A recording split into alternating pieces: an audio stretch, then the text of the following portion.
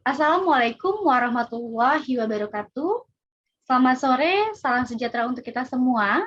Saya ucapkan terima kasih kepada para peserta yang sudah bergabung di webinar hari ini.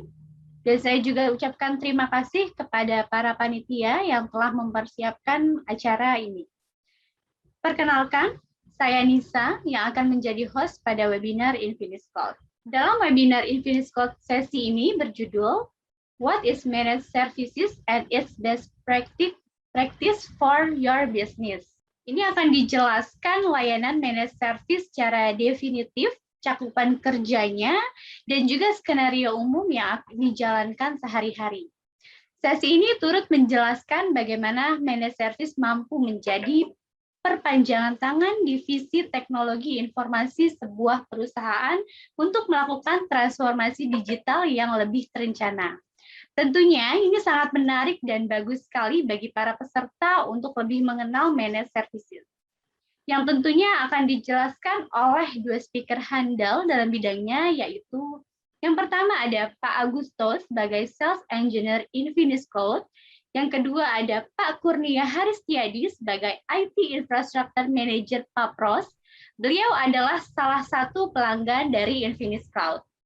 Sebelum kita mendengarkan materi awal dari Pak Agusto, kita perkenalan dulu oleh speaker-speaker kita.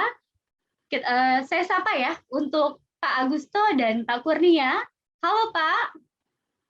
Halo. Halo. Selamat sore. Sore ya. Oke, baik. Selamat sore Pak Agusto dan Pak Kurnia. Selamat sore Bu Nisa. Oke. Baik, yang pertama mungkin dari Pak Agusto, mungkin bisa perkenalan diri Pak Agusto, saya persilahkan. Oke, jadi selamat sore semuanya. Terima kasih atas waktu dan tempat yang telah diberikan pada saya dari jam 3 sore ini. Saya sendiri adalah Sales Engineer di Infinis, sudah mau jalan 2 tahun saya bekerja di Infinis ini. Dan pada topik hari ini saya akan coba jelasin secara singkat mengenai managed service yang ada di Infinis Cloud. Mungkin itu saja dari saya. Oke, baik. Terima kasih banyak Pak Augusto atas waktunya hari ini bisa bergabung pada webinar hari ini. Dan selanjutnya Pak Kurnia Haristiadi, saya persilahkan Pak. Baik, terima kasih Ibu Isa. Jadi saat ini kita sebagai salah satu pelanggan Infinis Cloud sudah menggunakan Infinis Cloud managed service. Jadi sudah berjalan kurang lebih 2 tahun ini. Jadi mungkin nanti sekilas ya mungkin kita berikan gambaran ya latar belakang mengenai mengapa kita menggunakan service dari Infinis Cloud. Begitu, terima kasih. Baik, terima kasih Pak Kurnia. Sebelum kita mendengarkan materi awal dari Pak Agusto, nanti saya ingin mengingatkan kepada para peserta untuk follow, like, comment, and subscribe akun sosial media Infinis Cloud yang tentunya sangat up to date. Baik, sudah tidak sabar sepertinya dari para peserta maupun saya nih untuk mengenal lebih jauh apa itu managed services. Oke, selanjutnya kita panggilkan saja untuk Pak Agusto untuk membawakan materi di awal. Pak Agusto, waktu dan tempat saya persilahkan. Oke, ya selamat sore semuanya. Terima kasih atas waktunya saya ucapkan lagi. Pada topik hari ini, sore ini saya akan memberikan materi atau diskusi singkat mengenai managed service. Ya, mungkin di saat ini mungkin hanya secara singkat saja tentang managed service yang ada kami berikan, dan mungkin juga kalau misalnya lihat dari website kami saat ini juga masih belum ada, jadi kami akan berikan ulasan singkat mengenai apa managed service yang dari seperti Pak Kurnia bilang bahwa kantor perusahaan dari Pak Kurnia sendiri juga sudah menggunakan managed service, tapi mungkin secara kalau misalnya mau review lagi Infinis Cloud itu apa, kok tidak ada namanya managed service di dalam ini. Jadi kami berikan nanti kan kami update juga website kami.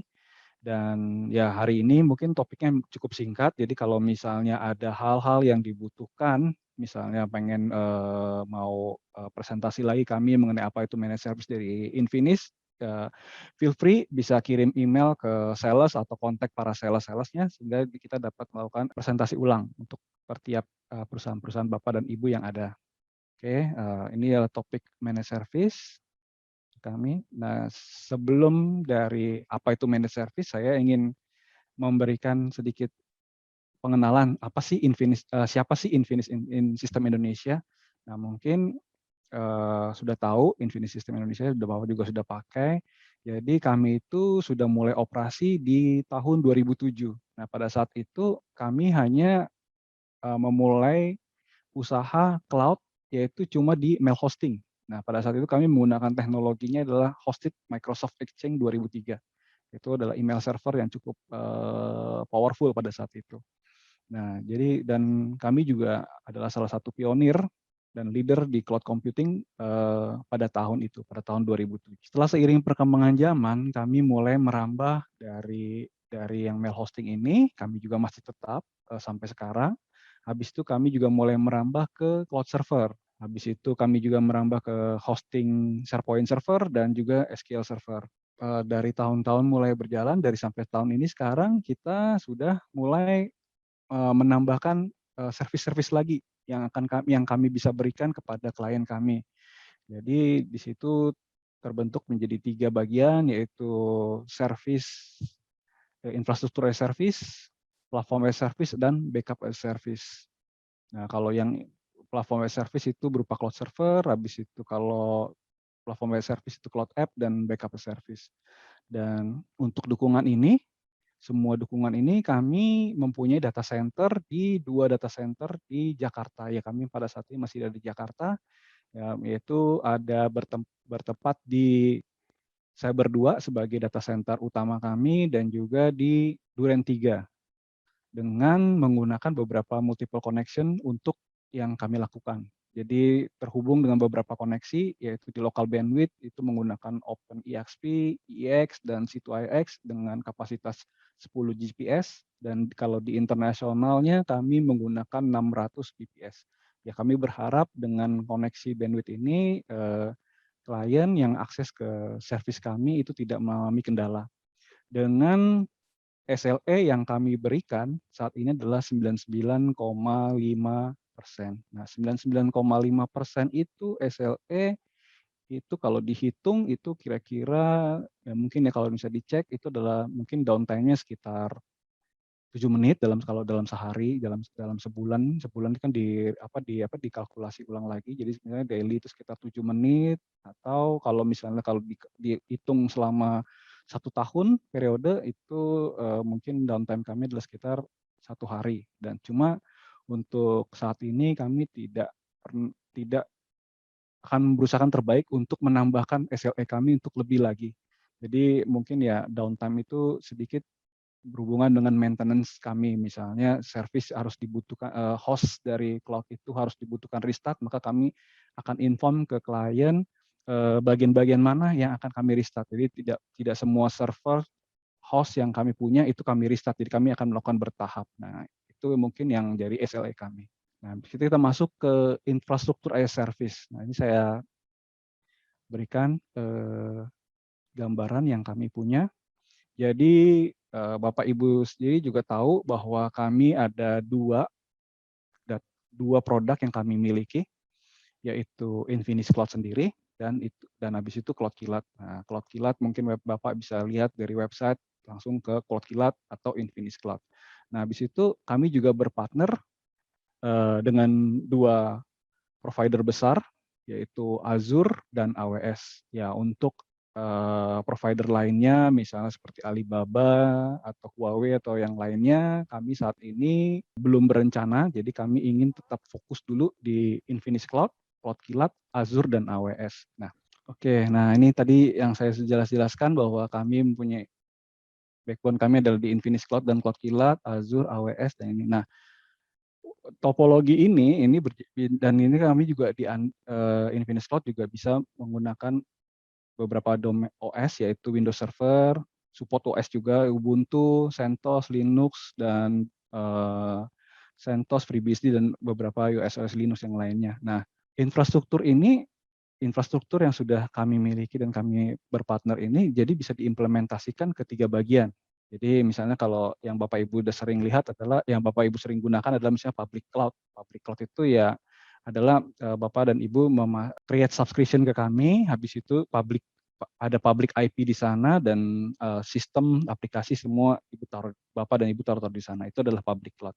Nah, kalau yang private cloud itu lebih bisa dibilang kalau misalnya namanya juga private berarti resource-nya itu hanya punya perusahaan Bapak Ibu dan segalanya. Jadi tidak berbagi resource dengan yang lainnya. Nah, itu kami juga bisa siapkan itu juga. Nah, kalau yang hybrid cloud, nah ini hybrid cloud ini lagi hype banget sekarang karena ada namanya kalau misalnya kalau saya juga suka nonton tuh di beberapa kayak event-event dari Microsoft atau AWS itu mengenai tentang modernisasi cloud computing. Jadi modernisasi sistem. Jadi modernisasi adalah pada saat di mana Bapak dan Ibu punya status di on-premise dan saat ini ingin menambahkan sistem yang ada atau ingin mengupgrade. Nah, tapi pada saat mengupgrade tidak bisa mengupgrade langsung. Sedangkan habis itu berpikir juga bahwa, waduh, ini saya kalau mengupgrade di on-premise saya butuh hitungan waktu yang gimana nih? Saya butuh usernya, saya butuh eskalasi, saya butuh estimasi penggunaan resource yang ada dan segalanya yang dibutuhkan. Jadi untuk menambahkan, nah itu bisa digunakan hybrid. Nah pada saat di hybrid adalah kayak contohnya anggap semacam public. Jadi Bapak Ibu bisa taruh service cloud di public, ditaruh di server di sana, tapi nanti itu hubungannya tetap private. Jadi jaringan dari klien-klien yang lainnya tidak bisa dapat mengakses ke sana.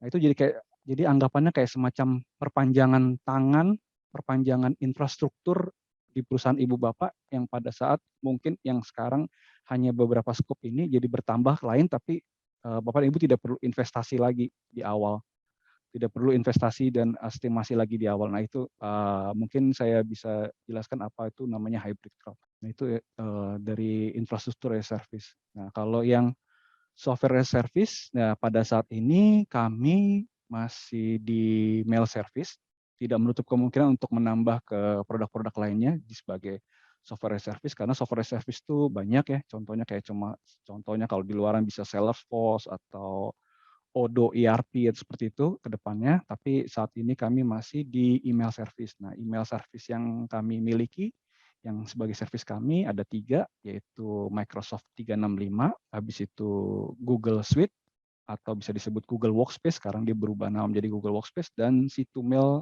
Mail Exchange. Nah, C2Mail Mail Exchange ini ya saat ini sudah tidak ada layanan lagi atau kami tidak mengizinkan lagi untuk customer menggunakan layanan ini. Jadi kami statusnya saat ini hanya memaintain existing customer saja.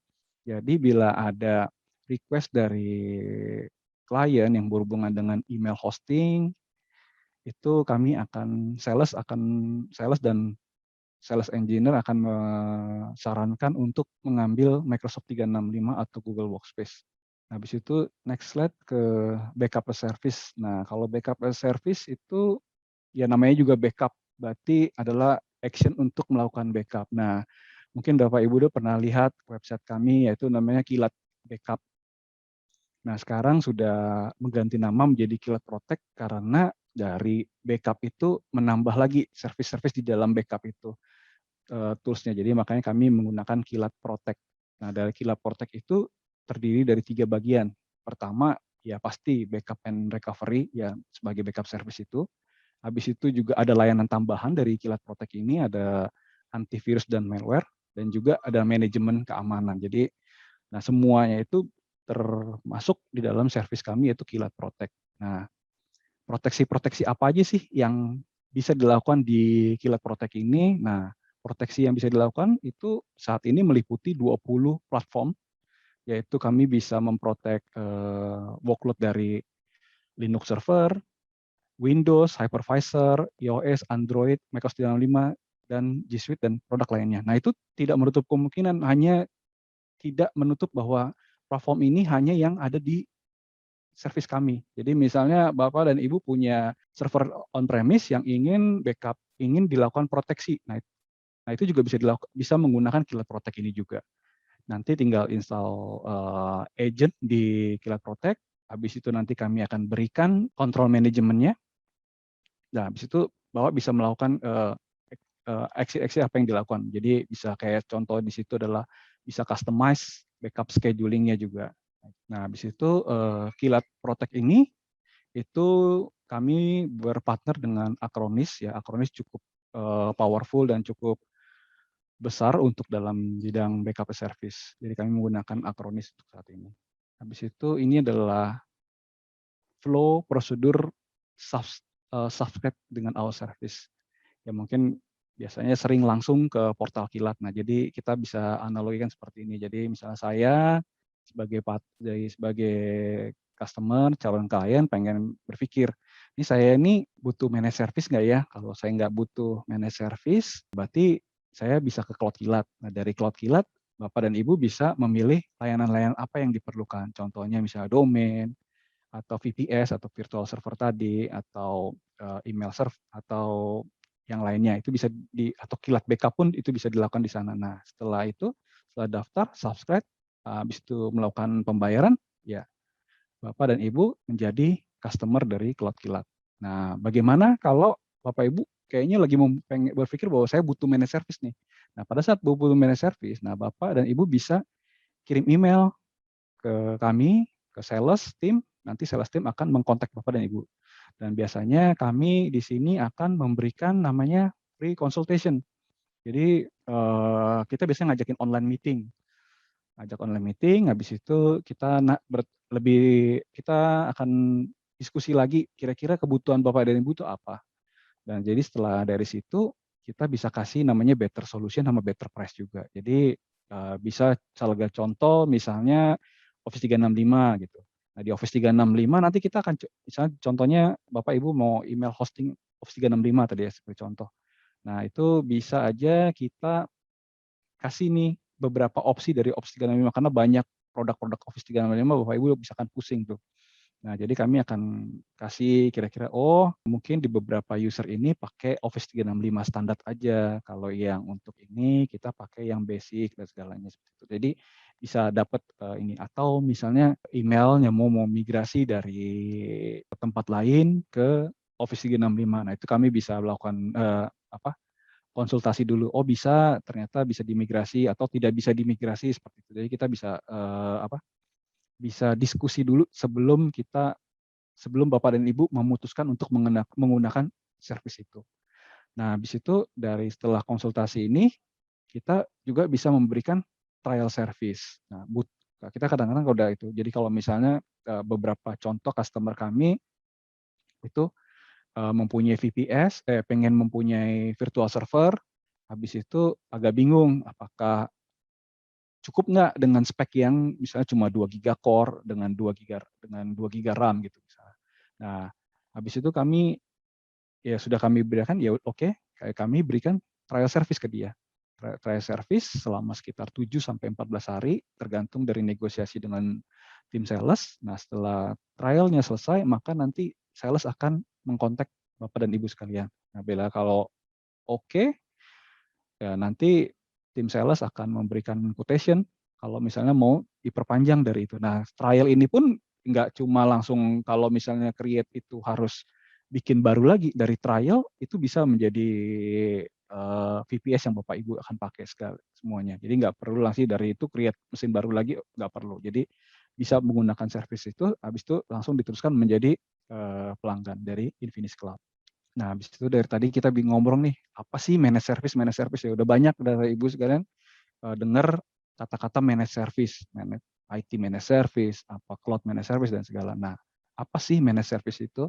Nah, dari situ managed service yang dapat kami berikan, yang kami asumsikan adalah managed service itu adalah layanan cloud terkelola yang dari pengelolaan kontrol dan sebagian seluruh dari platform cloud klien itu bisa termasuk migrasi, pemeliharaan, atau pengoptimalan itu bisa menggunakan jasa kami.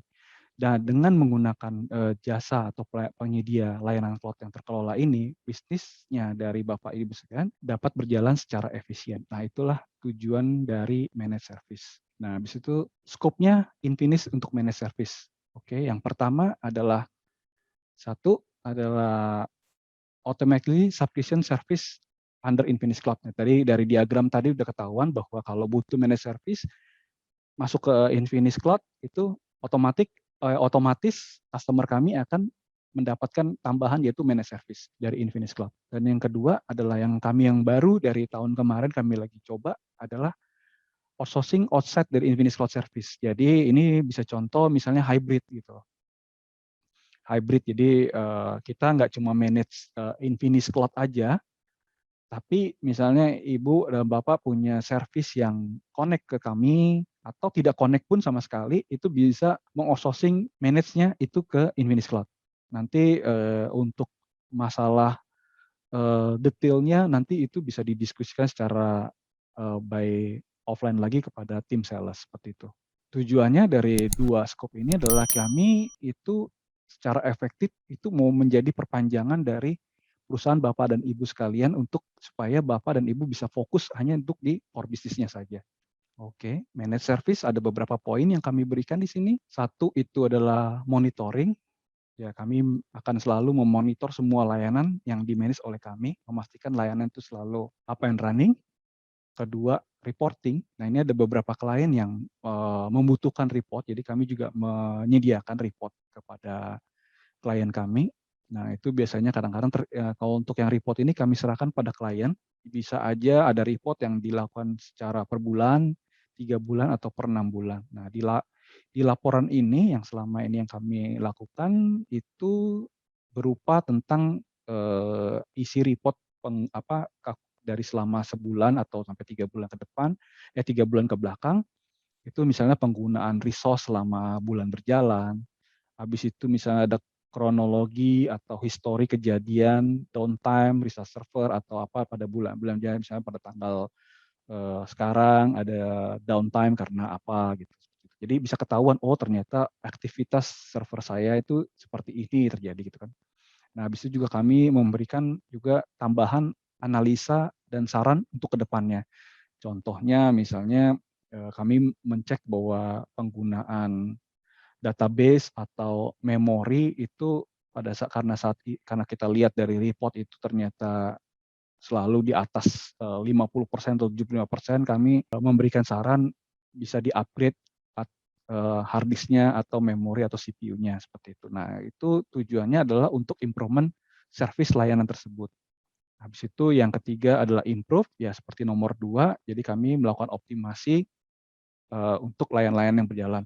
Contohnya improvement yang kami lakukan misalnya yang seperti baru saja terjadi, itu misalnya optimasi dari web servernya. Jadi kami punya klien yang web servernya lagi di-hit dengan cukup besar karena besok ada event, jadi kami melakukan optimasi di server webnya, jadi kami bisa tambahkan buffering atau tambahkan apa untuk supaya bisa mengoptimalkan si web server itu.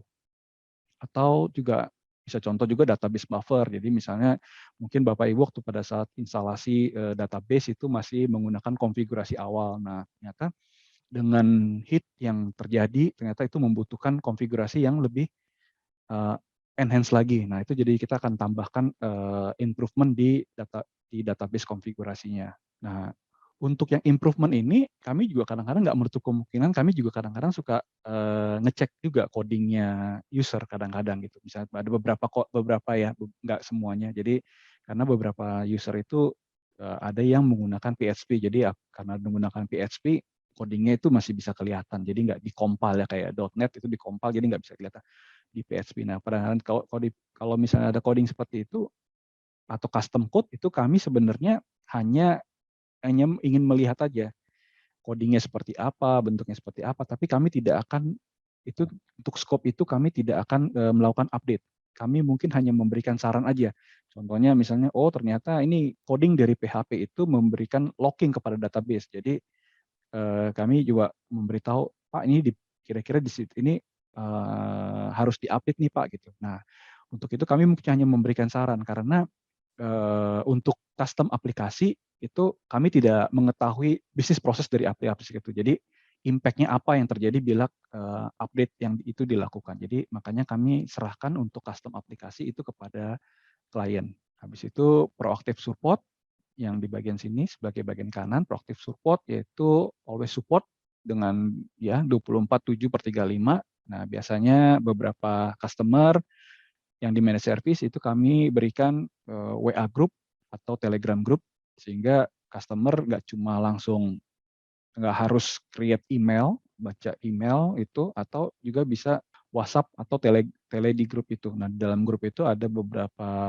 IT engineer yang kami tambahkan di dalam grup itu supaya biar bisa langsung respon cepat ke dalam tim IT kami. Nah, habis itu yang poin ke-5 itu adalah remote support, yaitu kami mampu melakukan remote atau troubleshoot permintaan ya, karena memang itu bisa kami lakukan remote. Ya, ini tidak menutup kemungkinan untuk offsite sebenarnya kalau misalnya tadi kayak managed service, tapi untuk PPKM ini kami mungkin masih menawarkan remote secara online. Nah, habis itu maintain. Nah, kami memaintain service-service Bapak dan Ibu sekalian untuk memastikan selalu berdiri dan selalu online terus up and running gitu. Dari managed service, dari scope dan segalanya, apa sih benefit dari managed service ini sendiri? Gitu kan. Nah, benefit ini adalah keuntungan dari managed service kepada Bapak Ibu sekalian, bukan keuntungan dari kami. Jadi keuntungannya adalah kalau Bapak Ibu menggunakan managed service, pertama adalah efisiensi. Jadi company Bapak Ibu bisa fokus pada core business. Jadi misalnya pengen menambahkan sistem lain gitu, misalnya sistem lain yang mungkin belum dikuasai oleh tim IT ya gitu misalnya. Nah, itu tidak perlu memikirkan hal itu, jadi bisa menambahkan managed service ke kami, jadi kami akan yang membantu itu. Dan sehingga tim-timnya yang di internalnya Bapak Ibu itu bisa fokus sama core bisnis yang sekarang gitu. Jadi mereka tidak ya seperti yang tadi kami bilang, kami adalah perpanjangan tim IT dari Bapak dan Ibu sekalian.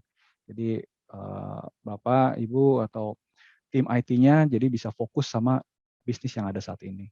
Habis itu productivity boost dengan pengalihan tanggung jawab dengan pengelolaan IT. Makanya tim Infinis itu kepada tim Infinis, jadi perusahaan dapat menggunakan sumber daya yang lainnya itu untuk bisa dialokasikan ke aktivitas lainnya. Support dari expert, ya seperti tadi yang efisiensi itu Bapak Ibu tadi bisa berpikirkan misalnya kalau saya punya tim baru, punya server atau service baru yang belum dikuasai, berarti diperlukan user-user yang cukup tim yang cukup qualified. Nah, jadi cukup qualified atau cukup bisa menangani service yang baru tersebut. Nah, itu bisa dengan kami, itu support dari expert. Jadi kami mempunyai banyak experience technical, jadi sehingga service itu bisa ditangani dengan kami. Jadi nggak perlu lagi khawatir dengan kekurangan sumber daya IT. Nah, tentu di nomor 4 adalah adanya SLA. Nah, itu pasti karena jasa yang kami berikan, kami akan memberikan SLA untuk manage service kami. Jadi memastikan service-nya yang udah ada, yang di-manage itu selalu running dan selalu berjalan dengan baik. Reinvest in business, jadi dengan menggunakan Infinis Managed Service, perusahaan dapat mengalokasikan kembali kelebihan dana yang sebelumnya dianggarkan untuk unit teknologi informasi bisa ke bisnis-bisnis yang lainnya ya. Contohnya kayak sekarang PPKM dan lagi COVID seperti ini, jadi mungkin bisa ditambahkan ke bagian lainnya untuk memberikan dana untuk kayak bagian sales atau apa. Jadi, nah sedangkan yang untuk yang bisnis yang lain, bisnis seperti kayak untuk manage IT-nya itu bisa di manage oleh Infinis saja. Seperti itu. Mungkin itu saja dari saya presentasi. Terima kasih. Baik, terima kasih Pak Agusto atas penjelasannya tentang managed services. Selanjutnya kita akan mendengarkan dari Pak Kurnia yang akan memberikan testimoninya ataupun juga penjelasan tentang managed services. Untuk waktu dan tempat, Pak Kurnia, saya persilahkan. Terima kasih Bu Nisa. Saya mau sharing sedikit, nanti mungkin penjelasannya agak panjang lebar ya, tapi kita usahakan singkat aja. Jadi untuk penggunaan managed service based cloud solution ini di tempat kita sebenarnya sih sudah lama direncanakan, karena memang sejak awal-awal tahu ada cloud, kita sudah jauh-jauh hari mempersiapkan diri kalau kemungkinan di tahun-tahun yang akan datang semua layanan aplikasi ya yang biasanya kita dapat on-premise itu menjadi berbasis cloud.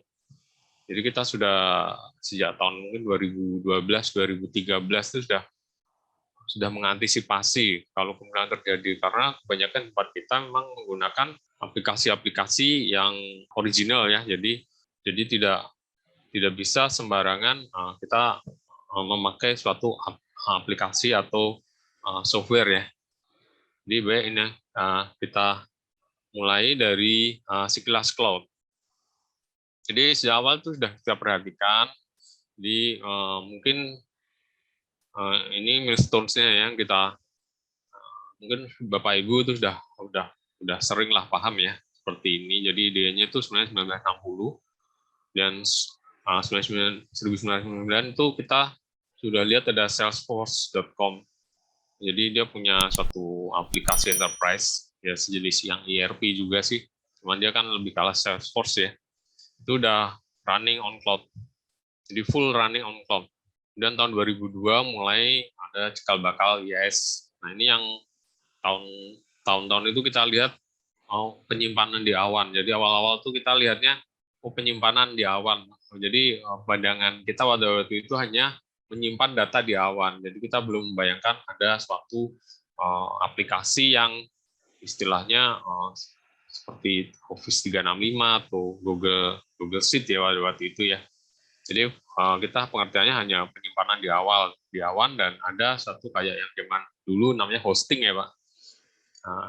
Jadi seperti hosting. Kemudian tahun 2008 tuh sudah ada Google App Engine. Mungkin itu hanya istilahnya memang tidak berkembang ya. Tapi nah, konsepnya yang dipakai platform sebagai platform application as service ya. Dan tahun 2010, jadi kita sudah tahun 2012 lah, kita udah ikutin Azure. Saat itu Azure yang dari Microsoft Cloud itu sudah menawarkan berbagai macam add-on. Jadi add-on itu yang kemudian sampai sekarang tuh kita cuplin satu-satu apa yang bisa kita pakai. Baik, kita lanjutkan lagi. Nah ini salah satu yang sekarang ini yang banyak ditawarkan, yaitu software as service, CRM, email, virtual desktop, application, games, sudah sangat berkembang. Dan platformnya juga sama, runtime, database, web server, development tool, dan yang terakhir ya infrastruktur as service. Nah ini sebenarnya yang banyak yang sebenarnya kita mau pakai infrastruktur, jadi seperti network, dan beberapa tuh sudah kita pakai juga ini. Dan mengapa kita mengambil managed service, root cause dan analisa. Dan untuk yang pertama itu kita pro and cons-nya ya dari cloud itu, yaitu kalau on-premise itu ya seperti biasa lah, kita berasa di rumah sendiri ya, kita mau ngapain karena servernya ada bisa kita jangkau ya. Jadi kita tahu detail layanannya, jadi kita mau bikin apa itu ketahuan. Tapi lemah dalam kapasitas. Jadi seperti kapasitas tuh, ini kita kekurangannya aja, karena kelebihannya tuh udah banyak ya, udah pada tahu lah istilah kelebihannya. Nah kekurangannya sebenarnya on-premise tuh harus direncanakan jauh-jauh hari untuk menambah kapasitas. Jadi nggak bisa dadakan gitu kita mau naikkan jumlah harddisknya atau menaikkan jumlah prosesornya, kecepatan prosesornya. Nah investasi awal tuh lebih besar karena harus menyediakan infrastruktur yang lengkap ya. Jadi kalau untuk istilahnya on-premise tuh biasanya kita lengkapi semuanya redundant, dan nanti kita siapkan infrastruktur backup-nya juga. Nah, on-cloud berbanding tuh kita ya berasa di hotel lah, Pak. Jadi kita ada layanan mobil, jadi kita mau butuh apa, kita nanti akan di-charge. Kapasitasnya fleksibel, jadi kapan saja mau kita nambah, itu langsung bisa dalam 1 hari. Nah, kekurangannya memang layanan fleksibel ini sesuai ditawarkan penyedia cloud ya. Jadi kadang kita nggak bisa mengkustomisasi ya, karena memang adanya seperti itu. Jadi kita kadang kan misalnya butuh ERP itu harus kecepatan seperti ini, kemudian juga harus koneksi bandwidth-nya seberapa ya harus dijaga gitu misalnya. Karena memang kita kan layanannya ada di cloud ya. Kemudian ya ini ketergantungan bisa interkoneksi antara aset dengan data center cloud. Jadi kalau memang seperti kejadian kemarin ada misalnya dari Telkom ya agak trouble gitu, nah mungkin customer-nya akan akan sangat berasa gitu, terutama yang aplikasinya itu udah digunakan sehari-hari gitu. Baik, selanjutnya ini analisa-analisa regulasinya. Memang perusahaan kita ini perusahaan yang subsidiarinya dari 51 sahamnya pemerintah ya. Jadi kita harus hati-hati dengan regulasi. Memang belum ada apa ya istilahnya ketentuan hukum tentang kalau kita melanggar regulasi ini, tapi memang di situ hanya dikatakan bahwa itu tidak bisa berkelanjutan ya, tidak bisa dipandang sebagai sesuatu yang berkelanjutan. Nah itu mungkin kalimatnya tuh jadi istilahnya bercabang seperti itu. Jadi ini ada Undang-Undang Nomor 11 Tahun 2000 tentang informasi transaksi elektronik. Kemudian ada Peraturan Pemerintah 082 2012 tentang penyelenggaraan sistem dan transaksi elektronik. Nah, undang-undang ini berkaitan dengan mewajibkan penempatan data center atau DRC di wilayah Indonesia. Jadi kita mencari semua cloud pada saat itu yang menyediakan layanan sesuai yang kita inginkan, tapi lokasi data centernya di Indonesia. Jadi kita itu memandang bahwa kita banyak sekali ada Google, ada Microsoft, tapi mereka saat itu belum menyediakan ya data center di Indonesia. Jadi ini kita skip dulu lah sampai mereka benar-benar 100% bisa sesuai regulasinya. Ya, jadi semua itu termaktub di Undang-Undang Nomor 25 tentang pelayanan publik. Jadi dalam pelayanan publik sudah menerangkan bahwa memang perusahaan seperti kita ini memang tercakup dalam undang-undang ini, undang-undang dan peraturan pemerintah ini. Memang yang ada yang keluar lagi mengenai yang PP Pasal 21 Nomor 71 Tahun 2019 ini mengenai data pribadi bisa menggunakan layanan cloud yang dari luar. Nah ini memang mungkin mohon koreksinya kalau ada kesalahan di sini dari mungkin dari Pak Agusto yang lebih pakar ya Pak. Jadi ini sumbernya saya peroleh dari hukumonline.com. Kemudian analisa, nah ini yang banyak yang kita agak kesusahan juga. Jadi bagaimana sih SDM kita menyediakan? Jadi mungkin di layanan kita kan kalau on-premise itu banyak sekali. Jadi kalau di sini kan IT itu digambarkan sebagai Superman lah. Jadi kalau lihat di sini lowongannya bisa kita lihat menguasai bahasa pemrograman, menguasai sistem operasi, dan menguasai jaringan. Nah ini semuanya itu menurut pengalaman saya saat perusahaannya kecil itu bisa dihandle lah istilahnya. Tapi begitu perusahaan berkembang besar ternyata kan susah karena kebutuhannya tuh bisa banyak gitu. Jadi kita server misalnya kita punya 20 server, nah kita harus menghandle juga pemrograman, menghandle juga mungkin jaringan juga gitu, jangan juga pemeliharaan tuh misalnya mustahil ya. Dan kita kalaupun mencari istilahnya SDM yang expert ya di bidang tertentu, itu belum tentu juga mereka istilahnya mau mengerjakan berbagai macam gitu kan, berbagai macam pekerjaan. Jadi makanya bagaimana kita juga saat itu memilih satu layanan cloud yang bisa menyediakan managed service. Jadi managed service itu juga menyediakan tenaga SDM-nya yang expert di bidang yang kita mau ya. Jadi karena memang aplikasi ini dituntut untuk selalu on ya, hidup 24 jam. Kemudian ini analisa investasi dan biaya. Maaf, ini memang saya ambilkan dari tco.com ya, kalau nggak salah tadi ya. Jadi memang kalau kita lihat ini on-premise itu memang di awal lebih kecil, lebih besar ya. Software service, nah ini contohnya adalah software as service ya, jadi bukan layanan hibrid, layanan managed service ya.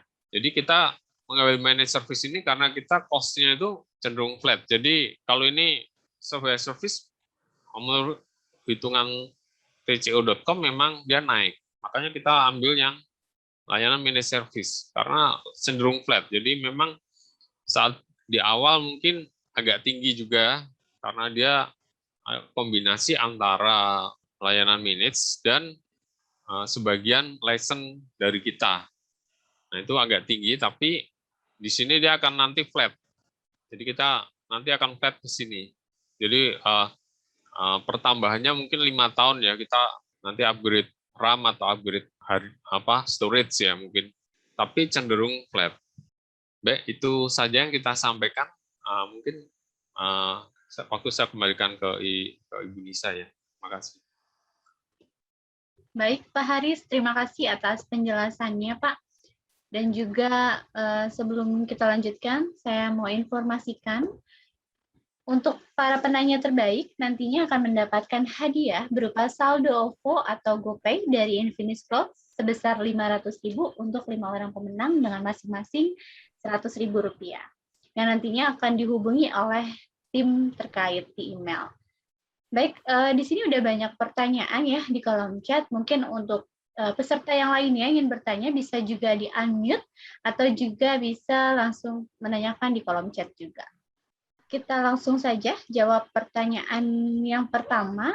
Pak Denny Rizky dari PT Wisma Kartika izin bertanya Pak Agusto terkait backup as a service Kilat Protect, apakah support untuk hybrid cloud Pak? Serta jika perusahaan ingin menerapkan solusi cloud kilat tersebut, apa saja yang perlu dipersiapkan? Best practice-nya seperti apa? Oke, mohon dijawab dari Pak Agusto. Oke, sebelumnya saya ucapin terima kasih dulu atas presentasi Pak Kurnia tadi menambahkan dari penjelasan presentasi kami.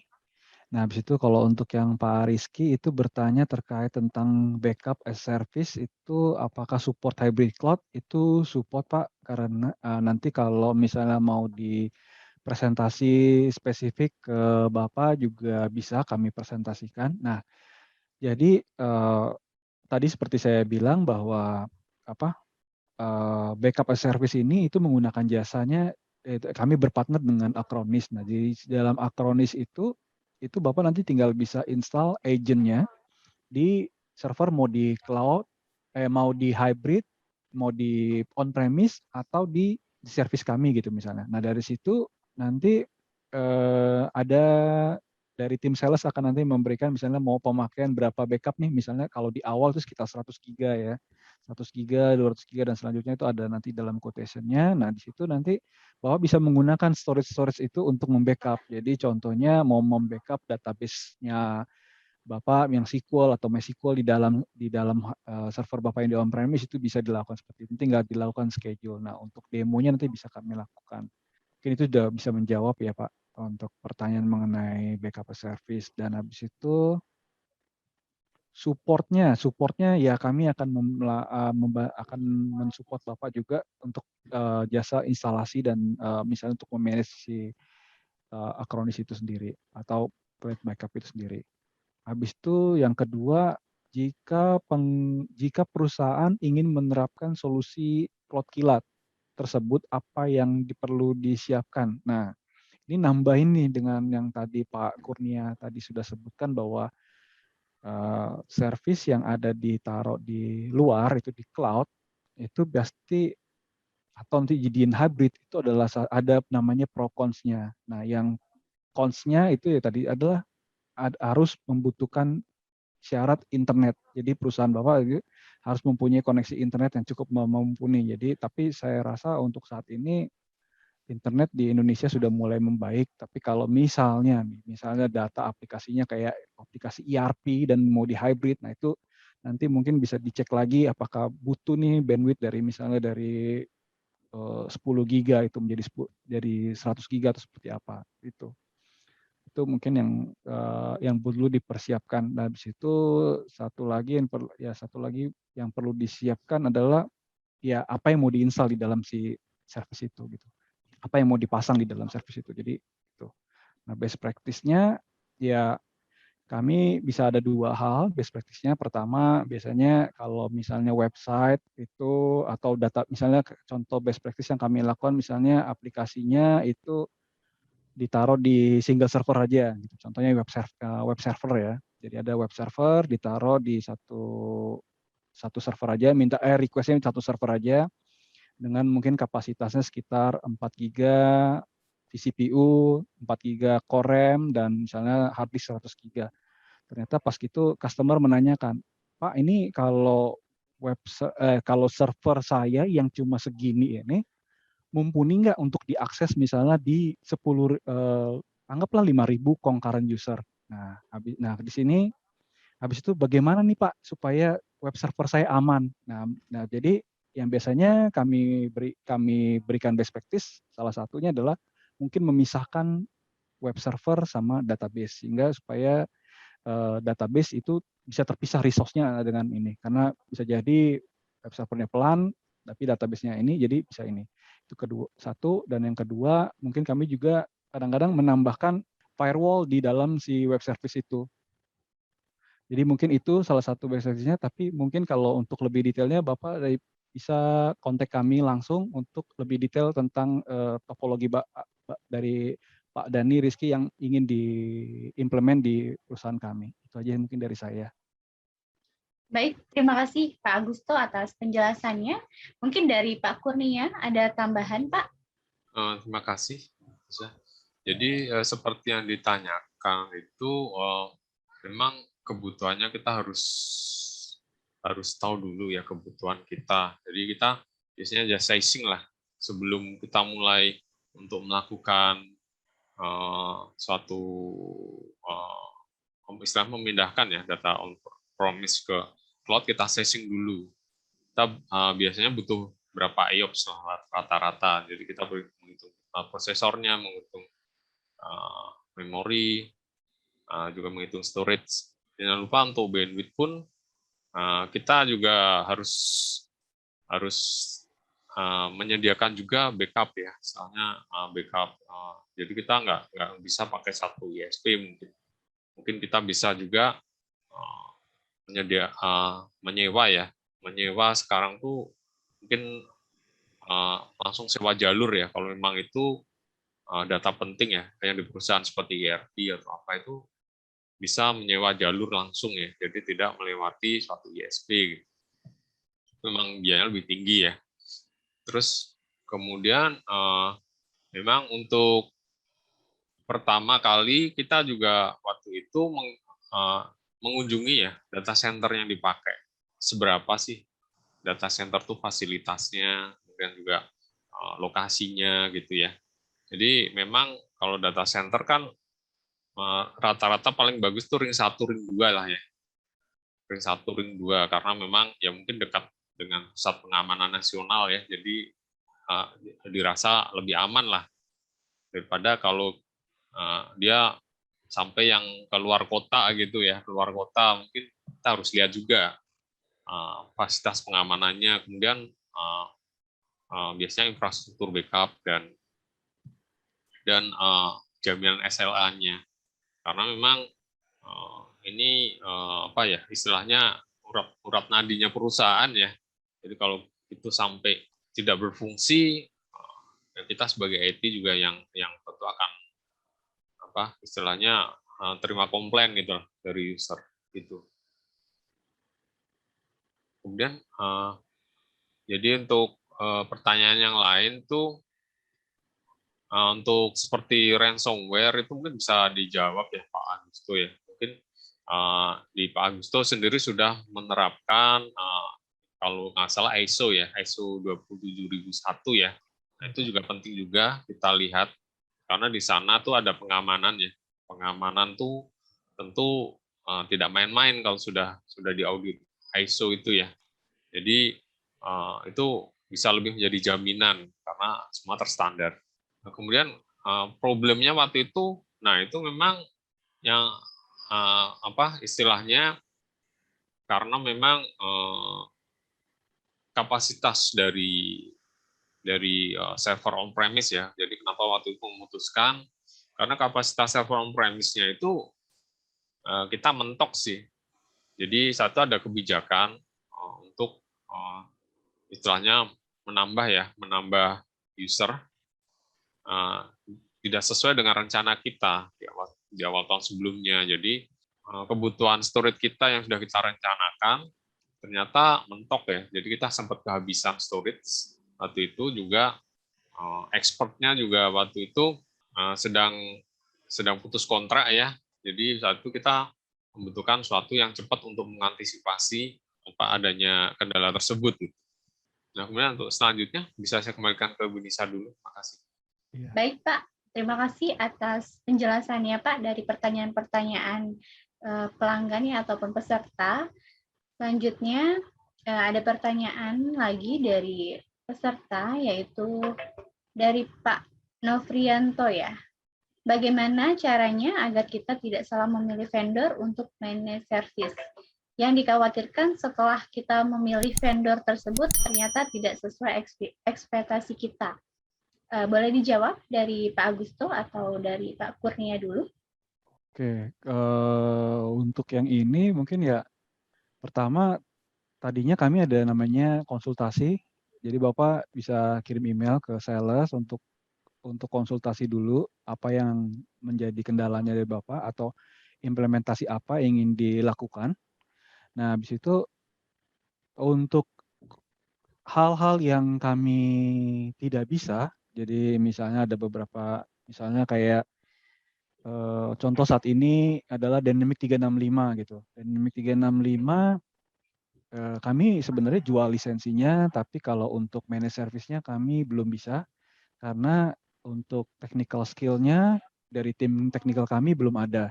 Jadi apa saja yang kami manage itu secara tidak langsung sebenarnya kami udah lakukan sendiri di cloud kami. Jadi kalau misalnya dari sisi cloud kami seperti kayak cuma manage firewall, habis itu manage infra, web server dan segalanya atau manage backup dan segalanya itu semua udah yang kami akan jasa itu sudah kami bisa lakukan di perusahaan Bapak dan Ibu mau di on premise atau di cloud kami juga. Jadi ya kami berharap itu bisa memenuhi ekspektasi Bapak dan Ibu untuk memilih vendor seperti kami. Seperti itu sih kali dari saya.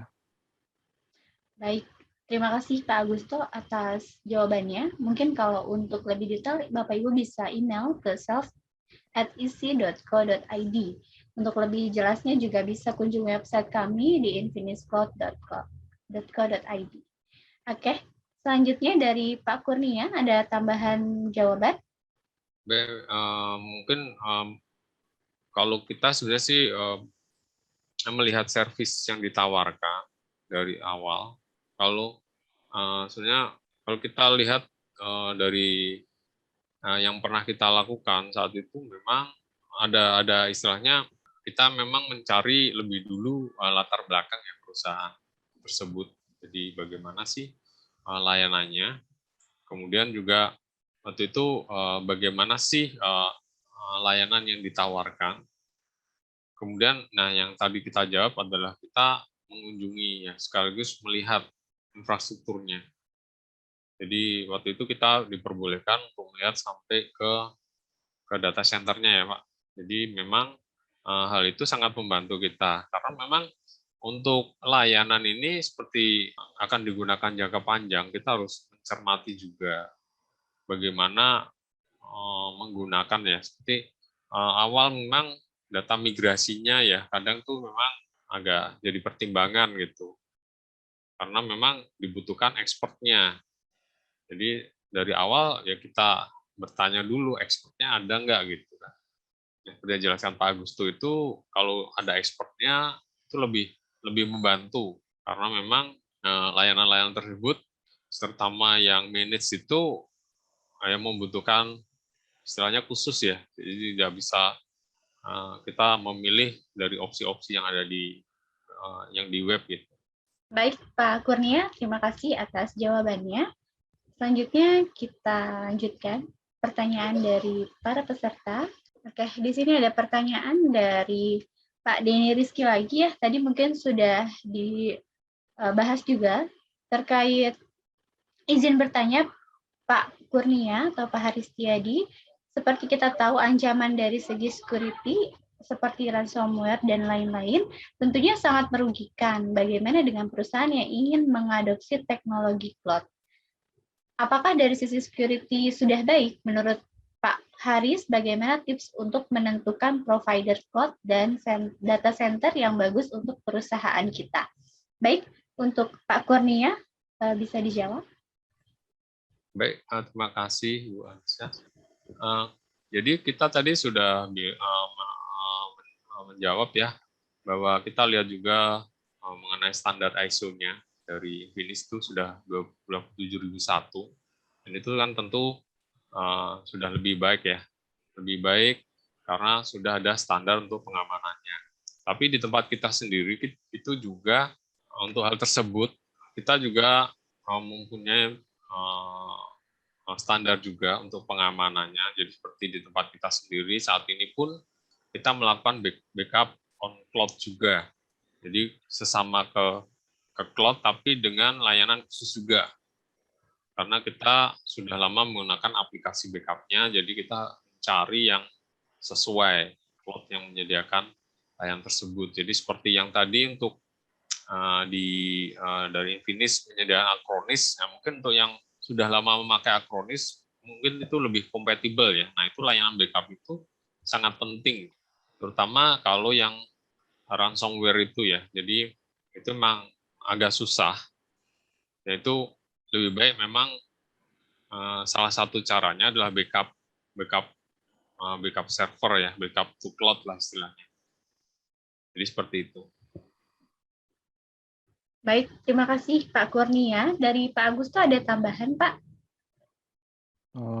Untuk cloud server di kami itu semua ada free. Kalau menambahkan tentang backup cloud tadi, jadi kalau semua layanan virtual server yang di Infinis itu ada tambahan ya free, yaitu backup si snapshot VM-nya itu tiap hari. Jadi memastikan bahwa bila ada terjadi something di servernya, jadi Bapak Ibu bisa restore ke yang hari sebelumnya. Itu kami juga ada tambahkan service itu, dan biasanya kami sampaikan juga ke klien pada saat kita lagi pas lagi kita konsultasi mengenai virtual server kami.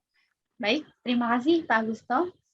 Sebelum melanjutkan untuk menjawab pertanyaan-pertanyaan dari peserta, saya ingin mengingatkan di kolom chat sudah saya lampirkan link untuk feedback form yang mungkin bisa dibantu untuk para peserta mengisi untuk nantinya bahan evaluasi kami di webinar selanjutnya. Baik, selanjutnya pertanyaan dari Pops. Di sini untuk pertanyaan untuk Pak Kurnia, dan mungkin juga bisa ditambahkan nantinya oleh Pak Agusto. Sore Pak, saya ingin bertanya, apa sih problem Papros waktu itu sebelum memutuskan menggunakan layanan Infinis Cloud? Mohon dijawab Pak Kurnia, terima kasih. Terima kasih Ibu Lisa. Jadi memang problem kita saat itu adalah kapasitas. Kapasitas itu di tempat kita memang perencanaannya kan harus awal tahun ya, jadi tidak bisa mendadak. Dan untuk pengadaan pun, kalau kita mendatangkan suatu alat, biasanya sampai 1 bulan ya, 4 minggu lah istilah. 4 minggu. Nah itu menjadi kendala kalau kita kapasitas dari server kita sudah mentok karena ada kebijakan misalnya menambah user. Nah itu kita mau nggak mau lah kita mencari secara cepat layanan yang siap pakai gitu. Pakai, dan itu kira-kira seminggu itu udah bisa dijalankan di cloud begitu. Oke, baik. Jadi itu adalah alasan dari Pak Kurnia dari Papros ya Pak ya. Oke, selanjutnya ada tambahan lagi dari Pak Agusto atau lanjut di pertanyaan selanjutnya Pak? Enggak, menambahkan dulu dari Pak Kurnia. Mungkin dari kalau Pak Kurnia tadi adalah ingin mengimplementasikan servernya yang mengextend lagi dari server yang ada di on-premise ke hybrid ya, karena tadinya dibilang bahwa pengadaan semua agak lama dan jadi akhirnya memilih. Tapi bisa berpikir ada salah satu kondisi juga dari satu klien kami yang udah memikirkan bahwa dia harus ini nggak cuma mengextend, tapi dia berpikir bahwa dia harus pindah ke cloud. Kenapa dia harus pindah ke cloud? Karena dia harus memikirkan lagi bahwa server saya ini sudah cukup lama, udah nggak lama, tapi saya harus tetap memaintain server-server lama ini gitu kan. Ya pada saat ini lagi mau mencoba untuk beralih ke cloud. Jadi kami sudah memberikan beberapa opsi-opsi kepada klien kami bahwa untuk migrasi itu step-stepnya bisa ini gitu. Jadi bisa hal yang bertahap, misalnya mungkin file servernya dulu yang pindah atau apa bertahap, dan itu masih di hybrid, atau nanti langsung semuanya move to the cloud. Nah itu mungkin itu saja sih mungkin tambahan saya. Oke, baik. Terima kasih Pak Agusto atas tambahannya. Mungkin untuk para peserta yang nantinya ingin berlangganan atau ingin menanyakan terkait layanan-layanan di Infinix Cloud, bisa email ke kami di sales@isi.co.id. Nanti kita bantu untuk solusinya seperti itu. Baik, selanjutnya kita jawab pertanyaan dari Pak Hendy Carles. Oke, di sini pertanyaannya mengenai biaya, apakah memungkinkan untuk perusahaan baru dan mikro kecil, Pak? Jika memungkinkan, bagaimana nanti diaplikasikan? Terima kasih.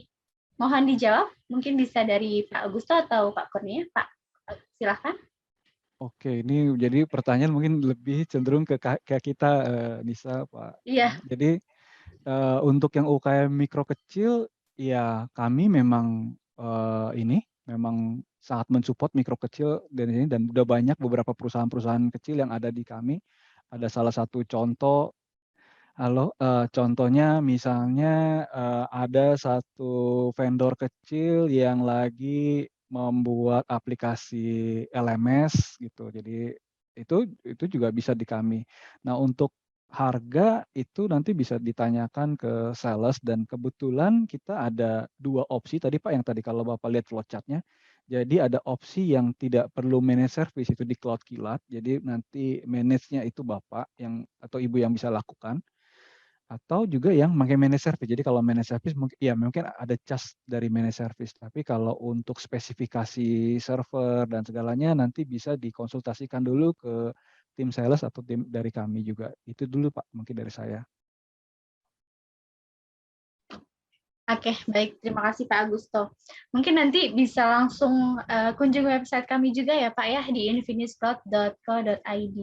Nantinya tentunya pasti akan dibantu oleh tim sales kami, seperti itu. Oke, selanjutnya mungkin saya mengingatkan kembali ya, untuk para peserta, mohon diisi form feedback-nya yang ada di kolom chat, guna untuk nantinya kita evaluasi untuk webinar selanjutnya. Baik, selanjutnya di sini ada pertanyaan terakhir dari Pak Rahmadi Puji, menanyakan terkait best practice backup file dan database untuk perusahaan yang existing-nya memakai server on-premise dan backup manual ke disk external backup. Step-nya bagaimana untuk memperbaiki proses tersebut? Rekomendasi backup eksternal selain disk backup, tab backup, dan lain-lain seperti apa kelebihan dan kekurangan dan kelebihannya masing-masing. Mohon dijawab mungkin dari Pak Agusto atau Pak Kurnia, dipersilahkan.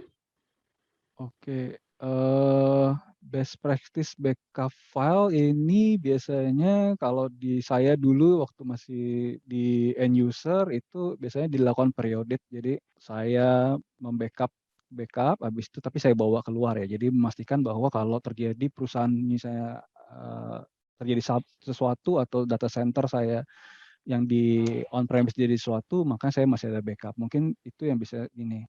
Nah, habis itu kalau yang kami yang cloud yang tadi backup cloud Kilat Protect itu adalah Bapak nanti akan membackup itu datanya akan selalu ada di cloud di keluar. Jadi dan kebetulan di cloud itu sudah mempunyai beberapa tier ya, sehingga pada saat backup itu misalnya site di sana down, nanti dia akan mempunyai satu backup lagi. Jadi Bapak tidak perlu memikirkan lagi backupnya lebih gimana atau terjadi apa di dalam backup itu. Dan yang kedua di cloudnya si yang Kilat Protect ini juga dilengkapi dengan namanya antivirus di dalamnya dia.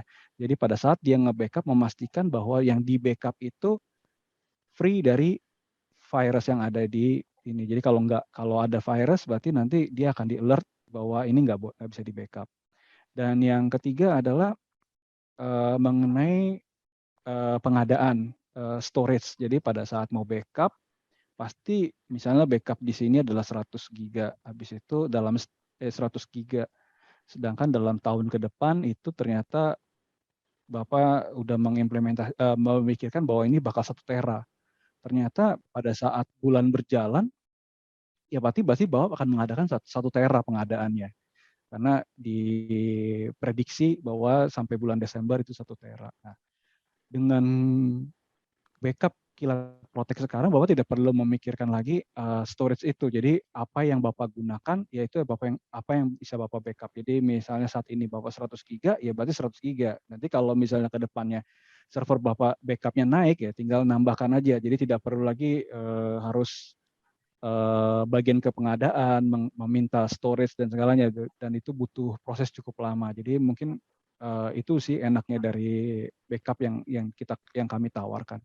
Itu mungkin dari tambahan dari saya. Oke, baik. Terima kasih Pak Agusto.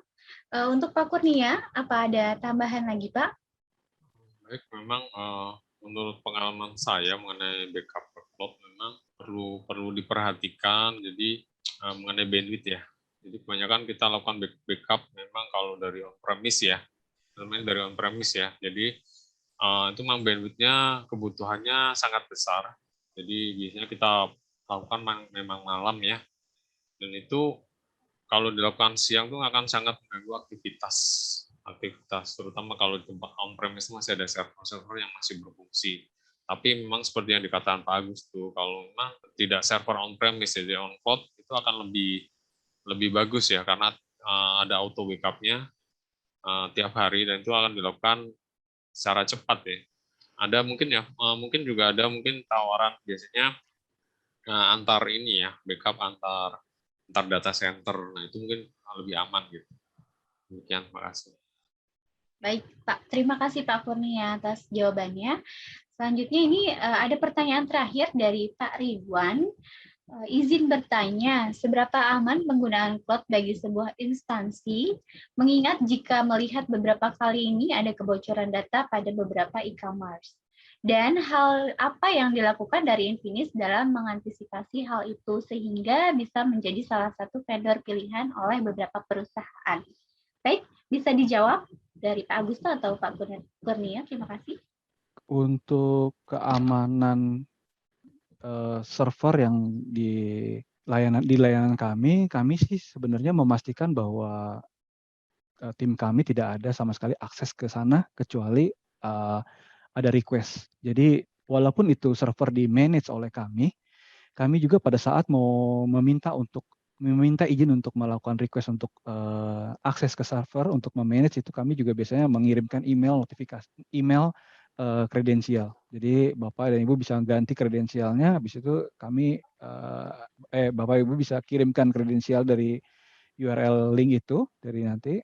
Habis itu nanti kami baru bisa masuk ke situ. Jadi kami nggak cuma langsung masuk tanpa serta-merta seperti itu, tapi kami juga izin. Jadi beberapa monitoring yang kami lakukan adalah yang monitor-monitor yang tadi kita berikan tadi itu kami menambahkan tools-tools kecil di dalam servernya Bapak sehingga kami bisa memonitor server Bapak, penggunaan CPU dan segalanya itu lewat dari luar. Jadi kami tidak serta-merta masuk ke dalam VM-nya Bapak. Dan yang kedua itu adalah bila dibutuhkan dokumen misalnya mengenai tentang tentang NDA dan segalanya itu nanti Bapak bisa request saja ke tim sales kami. Nanti kami akan buatkan dokumen NDA itu dan kami akan kirimkan ke Bapak bahwa sebagai agreement bahwa segala kerahasiaan Bapak Ibu itu kami simpan seperti itu. Baik, terima kasih Pak Agusto. Dari Pak Kurnia, apa ada tambahan Pak? Jadi mungkin dari saya mungkin untuk yang istilahnya untuk aplikasi ya, yang menjadi yang sangat kredensial, lebih baik memang membangun VPN. Jadi membangun VPN itu memang digunakan untuk akses tidak melalui jalur luar ya, biasanya untuk internal gitu. Nah, kemudian untuk yang untuk yang via web mungkin lebih baik memang kita bisa melakukan tes ya terhadap web kita secara berkala. Karena memang kita juga dari pihak Infinis kita percaya tentu ada firewall ya. Jadi setiap data center pasti ada firewall yang dikelola dengan baik. Nah, itu tidak ada salahnya kita melakukan tes-tes tersendiri, karena walaupun ada firewall, kalau misalnya kita sendiri setting terhadap suatu web itu cenderung misalnya membuka banyak port, nah itu tentu akan lebih rentan ya, tentu akan lebih rentan. Jadi lebih baik memang dikonsultasikan juga mengenai setting servernya dengan pihak Infinis gitu. Baik, terima kasih Pak Kurnia atas jawabannya. Oke, sudah tidak ada pertanyaan lagi. Nah, sebelum kita closing ya, saya ingin menjelaskan lagi atau mengingatkan kepada para peserta, mohon untuk mengisi link feedback formnya ya, yang ada di kolom chat untuk data emailnya yang sesuai, karena nantinya ada giveaway berupa saldo OVO atau GoPay yang akan diinformasikan melalui email. Nah, untuk itu juga untuk peserta yang ketinggalan join atau ingin menyimak ulang webinar hari ini, tentunya webinar ini direcord oleh tim kami dan akan diupload di channel YouTube Infinis Cloud. Dan maka dari itu jangan lupa di-follow, like, comment, and subscribe akun sosial media Infinis Cloud. Sebelum saya closing statement, mungkin untuk dari pembicara kita hari ini, Pak Agusto dan Pak Kurnia, apakah ada closing statement, Pak? Ya, di saya paling ya terima kasih telah join di webinar kami mengenai managed service. Bila ada pertanyaan lebih lanjut bisa hubungi tim sales kami, atau misalnya ada butuh konsultasi atau trial nanti bisa hubungi juga tim sales kami. Itu aja dari saya. Oke, baik. Dari Pak Kurnia, apa ada closing statement, Pak? Baik, terima kasih. Jadi saya ucapkan kepada peserta sudah mengikuti webinar ini, semoga bermanfaat. Dan juga memang dipastikan bahwa ke depan itu layanan banyak yang beralih ke berbasis cloud. Jadi lebih baik memang dipikirkan jauh dari awal. Terima kasih. Baik, terima kasih kepada para speaker, yaitu Pak Agusto dan Pak Kurnia. Saya ucapkan terima kasih, dan saya tentunya juga kepada para peserta dan para panitia juga yang telah mempersiapkan acara ini. Saya Nisa sebagai host hari ini. Mohon maaf jika ada kekurangan dan salah-salah kata. Wassalamualaikum warahmatullahi wabarakatuh. Selamat sore, salam sejahtera untuk kita semua.